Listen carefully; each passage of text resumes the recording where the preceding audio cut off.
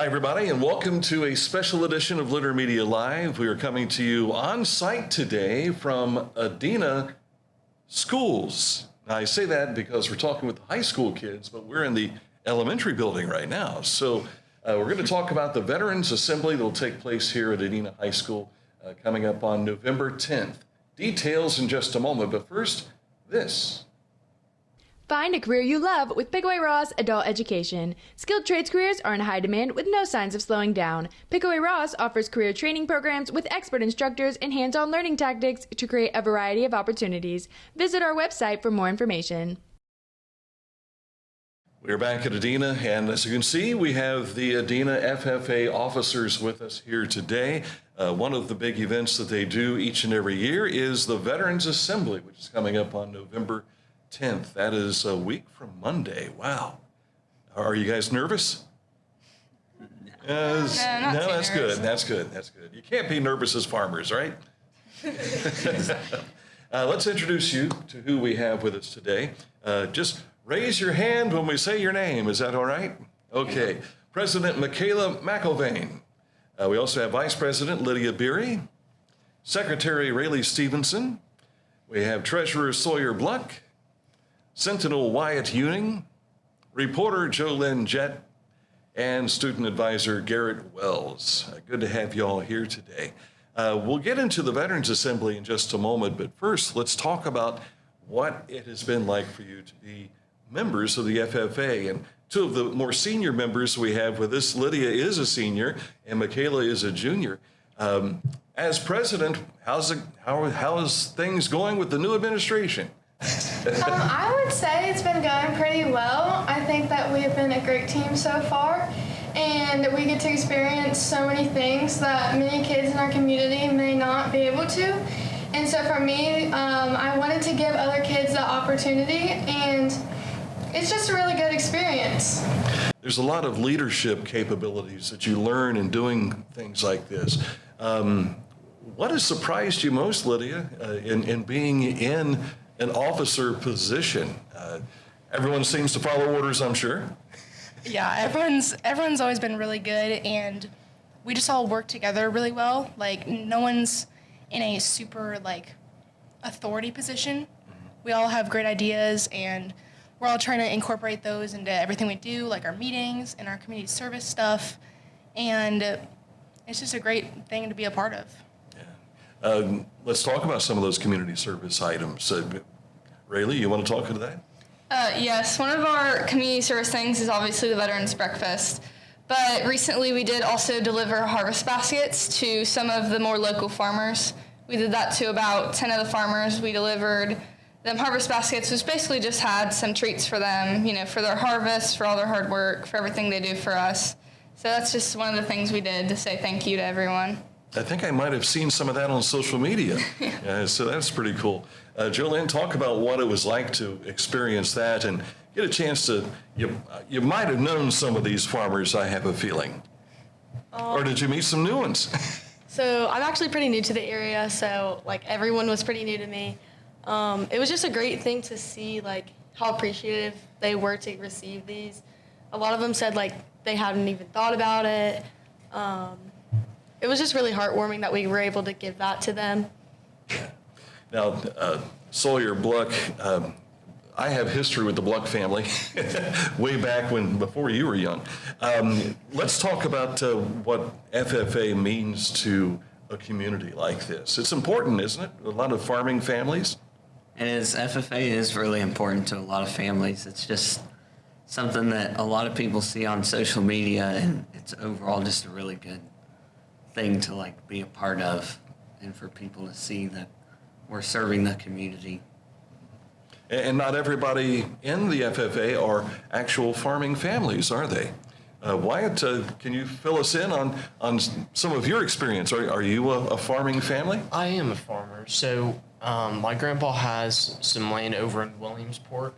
My family doesn't have much of their own, but we do a lot of contract farming for other people.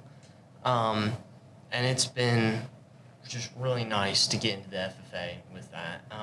It's provided me with a lot of opportunities to take farming in lots of different ways. Yeah. And if you were a cow man, we got a cow man at the other end of the table here, and Garrett, you have grown up on a farm. It's been part of your life, and I remember interviewing your grandpa many years ago. Yeah, I've been around the cattle business for a while now, and it's just great to be in FFA and get those good connections and do different things and help the community in other ways. So. Yeah. And I should have asked you when we started, how many of you are farming families? Just about everybody. Okay, Yeah. okay. What got your interest, those of you that aren't farming families? Well, I've always been interested in more outdoorsy activities. Like, I've always hunted and fished, and I just loved, like, building things. But it's like, while my great-grandparents do have a farm, I didn't personally grow up on a farm. I grew up in, in more of like a villagey type setting here in Frankfort. And I just love outdoors, and I loved everything with it. And with like FFA, they do all the farming stuff, they do all the outdoorsy stuff, and I just love that, and I wanted to be a part of it. Yeah. What about Lydia and Jolyn? Like Raeley said, when you first think of FFA, you think of farmers, you think of farmland, growing stuff, but FFA offers so much more than that. They have a bunch of activities that you can do that doesn't even involve farming. They have a bunch of natural resource stuff and animals, and it just allows for you to explore other options other than farming. And it doesn't have to be a farm animal, livestock, so to speak, right? No. Yeah.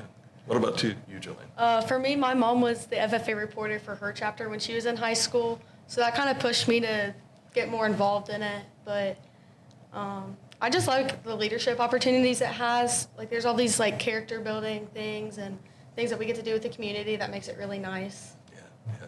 It's a different group. I tell you, it's well-rounded as well. You learn a lot of things, and when it says future farmers of America, you're the future backbone of America too. So kudos to you kids to do this.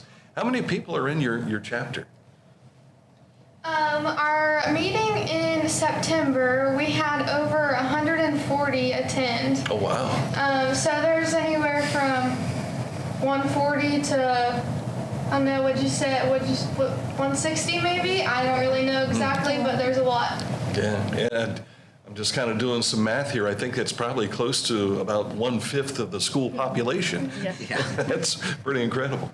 Let's talk about the Veterans Day Assembly. I had the esteemed honor of being a keynote speaker last year, which is really cool, but I was shaking in my shoes a little bit. Everybody in the community was here. It was crazy. How does the day start? The day starts with breakfast. We serve pancakes, biscuits and gravy. There's going to be fresh fruit, and then orange juice, coffee, and milk. So they get to socialize and just enjoy their morning, and then we'll have the assembly at 9. Mm-hmm. As kids who have probably sat in the crowd watching the assembly, did you get a sense of patriotism in sitting back and listening and hearing the stories and meeting some of the veterans? Who wants to speak to that? We've had some really good speakers over the year that getting to hear their stories is very interesting, and hear what they've been through and what they've done for us and our country is always very cool to hear and very uplifting. Yeah. And getting a chance to meet some of these veterans, talk about that experience. It's very nice to meet the people who, they've been through so much, obviously. They've worked so hard to keep us safe. They've done so much to protect us and our families and even, everybody here. And it's just so amazing to get to hear their stories about what they've been through and how strong these people are. Because it's incredible, what you hear that people can go through. And they persevere through it, they go through it, and, they come out and they're strong people. And it's really good to see how incredible these people are. And you can put a face to some of these people. You hear the stories, you might hear the name, but as you come into the Frankfort community, you see the hometown heroes on the banners and everything, and that's got to be. Any of you have family members who are on the banners? No? So you have a chance to meet some people, right? And learn more about their lives. Any of you have the potential of maybe joining the military down the road? Too early to say? Well, as you become a senior, you'll start thinking more about those types of things. For the assembly, is it open to the public? Yes, it is. Yes. It Yeah, is open. it's open to the public. Okay, so what time should the public be here? I mean, the breakfast is for the veterans, right? Yes. Okay, so if someone's coming to the assembly, what time should they be here and that sort of thing? I would say they should get here around 8:45, maybe even 8:30 to get a seat, because usually the public sits on the floor of the gymnasium with all the veterans, and all the students will sit in the bleachers. So to get a good seat, you might want to get there a little earlier. Yeah, because the next thing you know, here comes the choir, here comes the band, the first graders, the second graders. Watching it build last year was incredible, and it does nothing to settle the nerves of whoever's going to speak. So, what responsibilities will you guys have that day? We're mainly over the breakfast. I think that's about the only responsibility we have, but we also have, we have to greet the veterans, if they need help getting to a chair, they can't find a seat, we have to provide that seat for them. I'd say that's about the only thing we have, unless anyone wants to add. Really just to make it a nice time for them and to make them enjoy their time. Yeah, because like you said earlier, they've made some sacrifices for us, and a lot of them were Adena kids, so that has to make you feel pretty good too. So, as we put a wrap on things, anything that I've missed you wanted to share? Do you have any sales coming up or anything like that, more fundraisers or anything? We do have a fruit sale going on. It ends on November 7th. Yes. Yeah. So if anyone wants to buy fruit, you can get a hold of Mr. Bluck or Miss Warrens, or if you can, any of us, and we'll be happy to sell you some fruit. And yeah. When you say fruit, are we talking oranges and grapefruit? Yeah, so there's citrus, and then there's apples, pears, and then there's honey and barbecue sauce. And we're getting the honey donated by Williams Honey, so it's fully donated, so all the money goes back to the FFA chapter. So this whole thing is supporting our chapter and supporting all the ton of kids that are trying to feed every meeting. Yeah, when you have 160 show up, you better have some food, right? Yeah. Well, great. Guys, I appreciate you making us welcome here and opening up the room to us and everything. So thank you so much. We wish you well, and good luck on November 10th.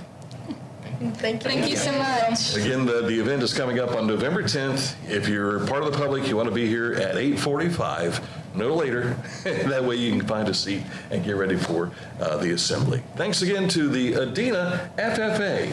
I'm Dan Ramey, and thank you also to our sponsor today for helping with this edition of Litter Media Live.